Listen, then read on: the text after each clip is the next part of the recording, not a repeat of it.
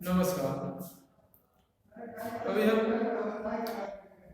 जातक पारिजात ग्रंथ में पूर्व में मांदी का विचार कर रहे थे।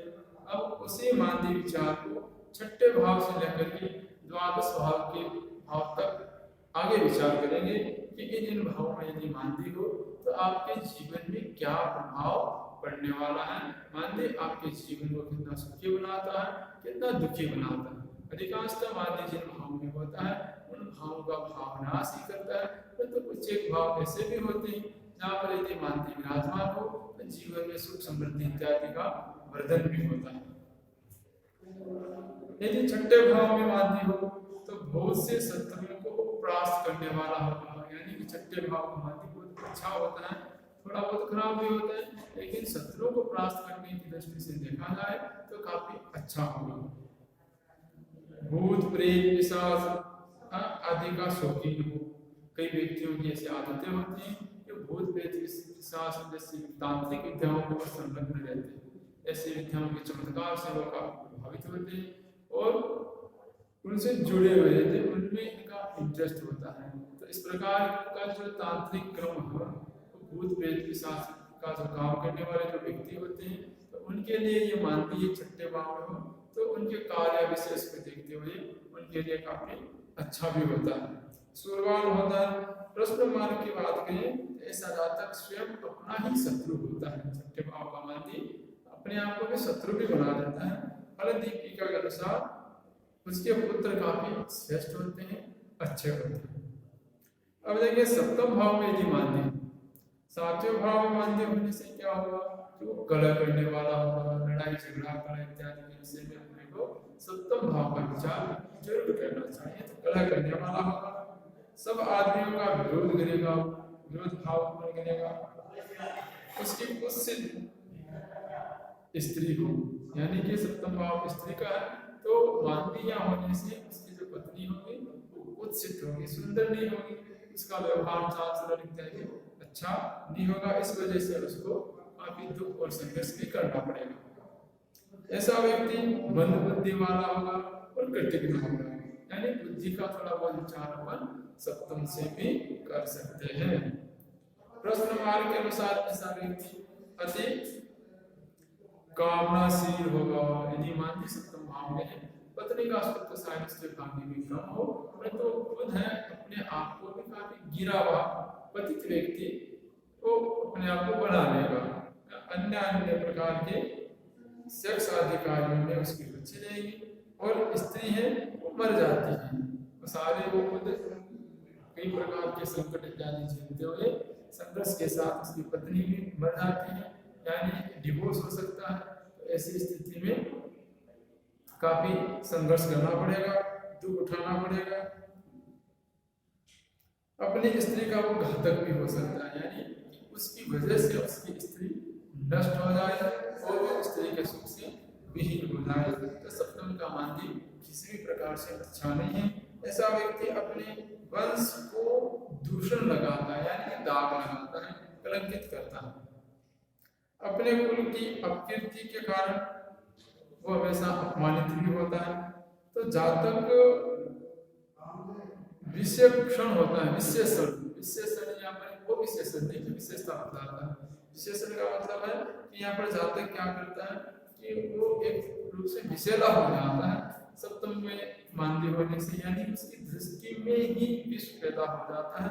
जहाँ जहाँ उसकी दृष्टि पड़ती है वो सब चीजें नष्ट होने शुरू हो जाती है।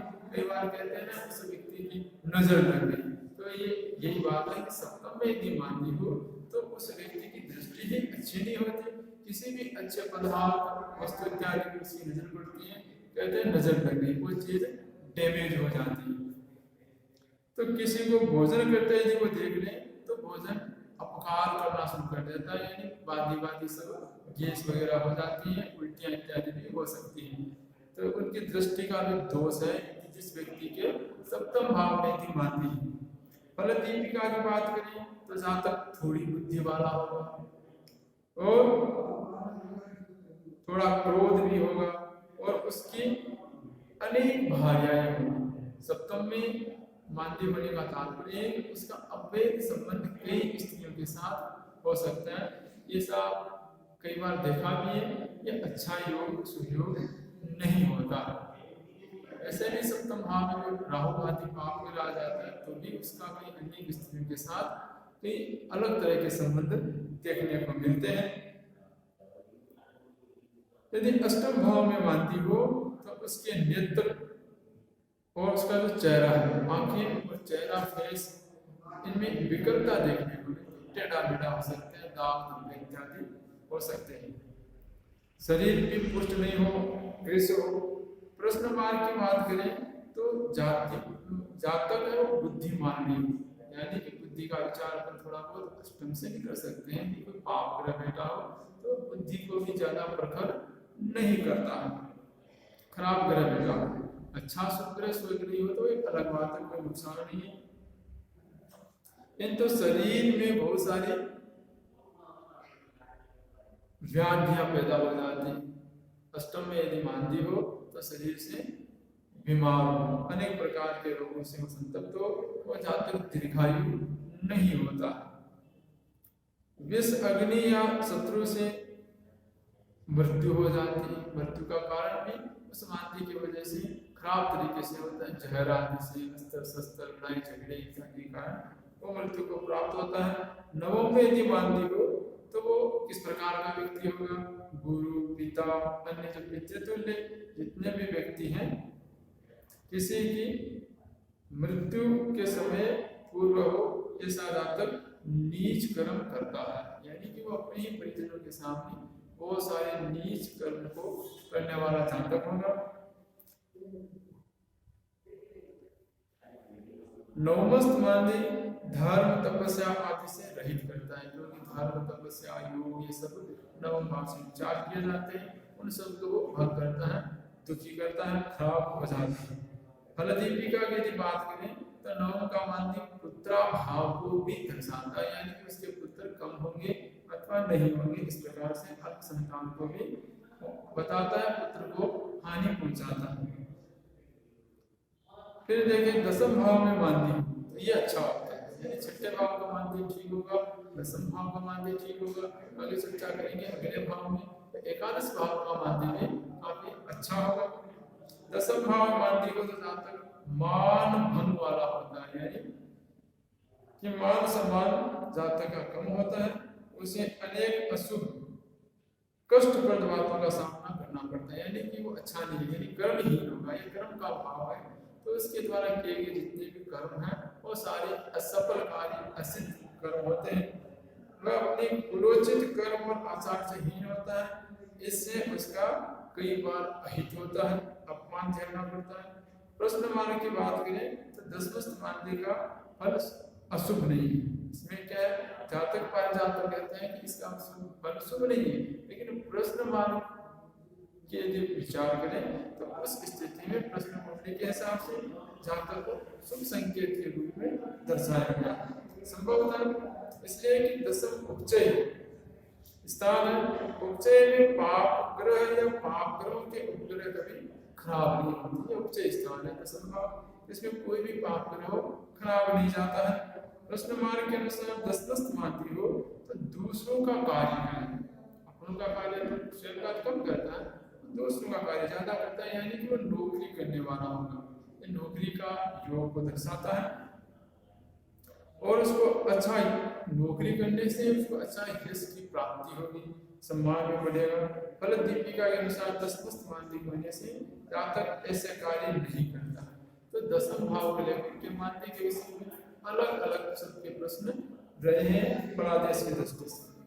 11वें भाव में गुली हो तो व्यक्ति क्या होगा, जातक अति सुखी होगा, अच्छा माना गया है, यानी कि सुख का विचार अपने को चतुर्थ के साथ एकादश से भी करना चाहिए। और धनाढ्य होगा, धन संपत्ति को प्राप्त करने वाला होगा, तेजस्वी होगा, रूपवान होगा, सुंदर व्यक्ति होगा, यानी एकादश भाव में मानदी विराजमान होगा। किंतु जातक का बड़ा भाई वो अल्पायु होता है, भाई का सुख कम देखने को मिलता है, यानी एकादश भाव में मानदी होगा। प्रश्न मार्ग की बात करें, जातक बहुत ही पुरुषार्थी होगा, बहुत सारा धन सवारी का विचार देखो फिर से आ गया, एकादश से किया जाता है, चतुर्थ से भी किया जाता है। धन का विचार दूसरा भाव एकादश भाव दोनों से करना चाहिए। सुख का भाव चतुर्थ और एकादश दोनों से करना चाहिए। इन सब पदार्थों से वो युक्त होगा, ऐश्वर्यवान होगा। एकादश भाव से ऐश्वर्य का अर्थ क्या है कि वो विभिन्न प्रकार के लग्जरी सुखों का भोगने वाला होगा, ये अच्छा है। उसके बहुत से नौकर होंगे, नौकरों के ऊपर वो अधिपति होगा। फल दीपिका के मत से यदि बात करें तो बहुत ही शुभ फल बताया गया है। पुत्र भाव के लिए भी एकादश स्थित मानती है शुभ फलदायी है, क्योंकि एकादश का जो मानती होगा उसकी सप्तम दृष्टि डायरेक्ट पंचम पे पड़ेगी, यानी पुत्र भाव के ऊपर पड़ेगी। तो पुत्र मार्ग, पुत्र का जो फलादेश है वो शुभ के रूप में देखा जाता है। अभी विचार करें बाल्य भाव में यदि मानती हो तो जीवन में क्या प्रभाव पड़ेगा। द्वादश घर में मानती हो तो जातक विषय विरहित वेश वाला होगा, यानी कि कई प्रकार के विषयों से रहित होगा, क्योंकि वही का भाव है। तो द्वादश भाव में तो अनेक सारी चीजों का वही होना है। तो अन्य भाव जहाँ पर विषय बढ़ाते हैं, भोग बढ़ाते हैं, तो द्वादश भाव से जुड़े उस भाव से जुड़े जितने भी भोग हैं उन सबको रहित करता है।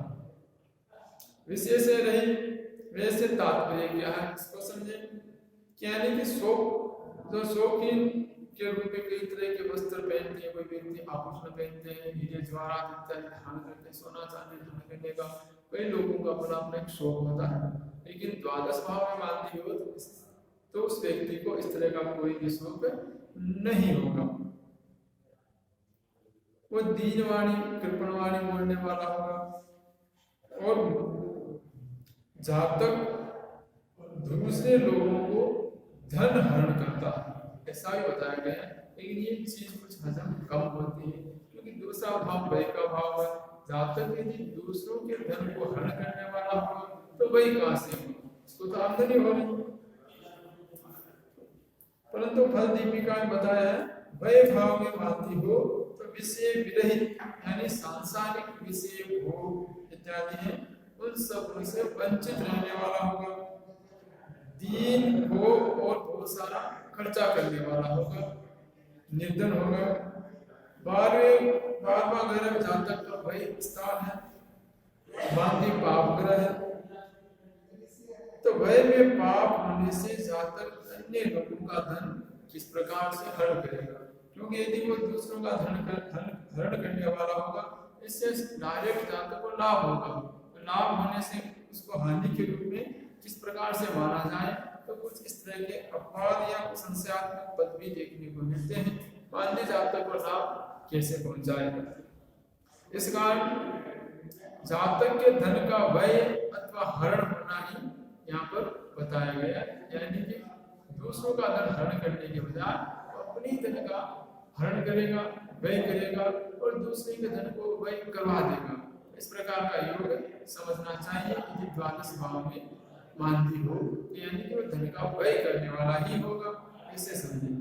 तो प्रश्न मार्ग के अनुसार बात करें, द्वादश में कुलिक होने से नाखून भी काफी भद्दे होते हैं। कई लोगों के नाखून कुछ रीछ के तरह से, प्रेतात्मा की तरह से टेढ़े मेढ़े नुकीले मेले कुचेले नाखून होते हैं। तो द्वादश भाव का नाखून गांधी जो होगा उस आत्मा के नाखून भी कुछ इस प्रकार के होते हैं। दुस्वप्न यानी कि खराब स्वप्न आते हैं, बुरे बुरे स्वप्नों को देखने वाला होता है।